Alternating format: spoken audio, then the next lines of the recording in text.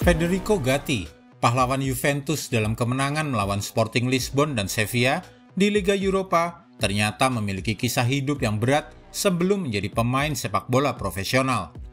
Dari kehidupan sulit menjadi tukang batu, membanting tulang seharian penuh, ia masih sempat berlatih mengasah kemampuannya bermain bola. Gatti juga merupakan salah satu pesepak bola yang memulai semuanya dari nol.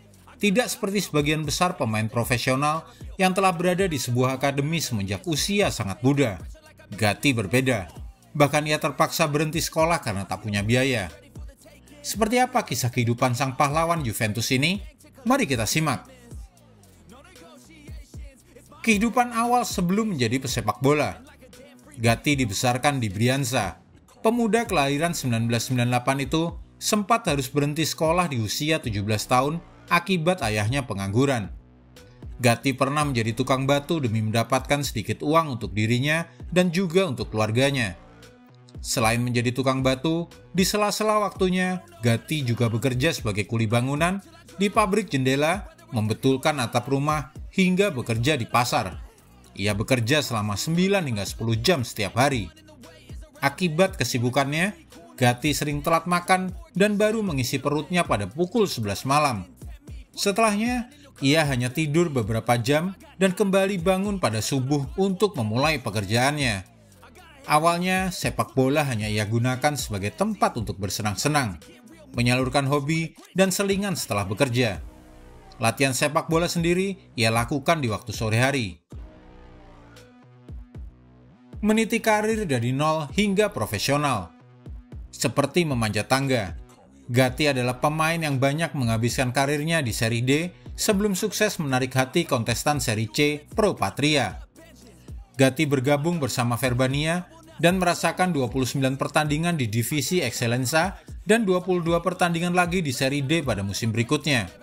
Pro Patria memberi Gatti pengalaman pertamanya di sepak bola profesional, di mana ia memainkan 36 pertandingan di semua kompetisi di bawah arahan Ivan Javorčić 2 musim lalu pada 2020-2021.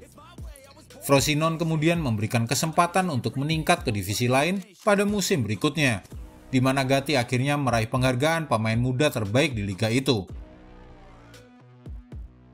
Kuli bangunan yang kini jadi pahlawan Juventus. Penampilannya bersama Frosinone menarik perhatian Juventus, yang kemudian mendapatkan tanda tangan Gatti pada Januari 2022 sebelum dipinjamkan kembali ke Frosinone selama sisa musim.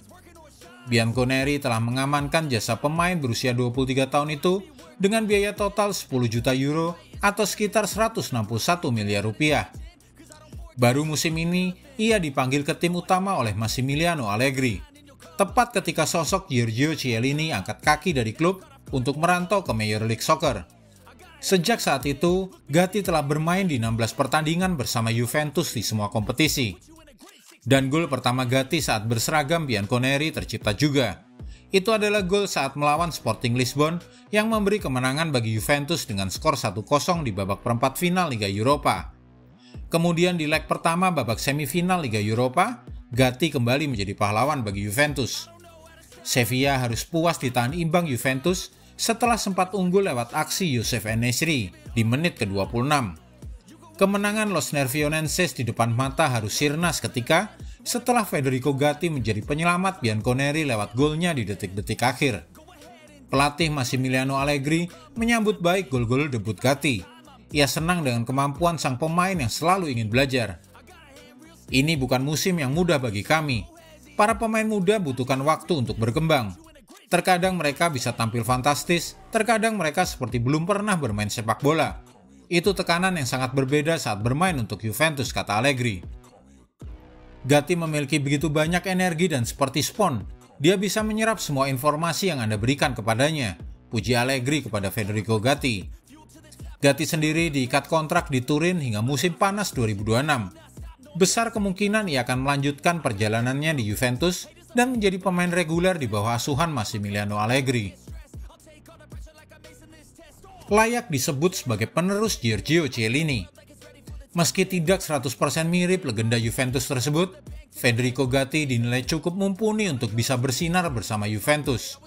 Hal ini pun diakui oleh mantan presiden klubnya, Maurizio Stirpe.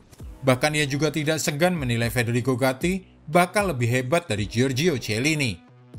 Namun setidaknya ia sudah mendapat restu dari Chiellini untuk menjadi penerusnya di skuad Bianconeri. Hal tersebut diungkap oleh sang ayah yang membeberkan putranya sudah bertemu langsung dengan Giorgio Chiellini. "Ini dia penerus saya," ungkap ayah Federico Gatti saat menirukan ucapan sang pentolan Juventus seperti diwartakan Tuttosport via Il Bianconero. Ada yang bilang, kata-kata maupun ucapan yang baik bisa menjadi doa ampuh bagi seseorang. Mari kita lihat saja apakah kalimat sakti Giorgio Chiellini tersebut akan berubah menjadi kenyataan nanti. Jika Anda menyukai video ini, jangan lupa klik like, subscribe, dan tendang loncengnya agar tak ketinggalan update terbaru dari kami.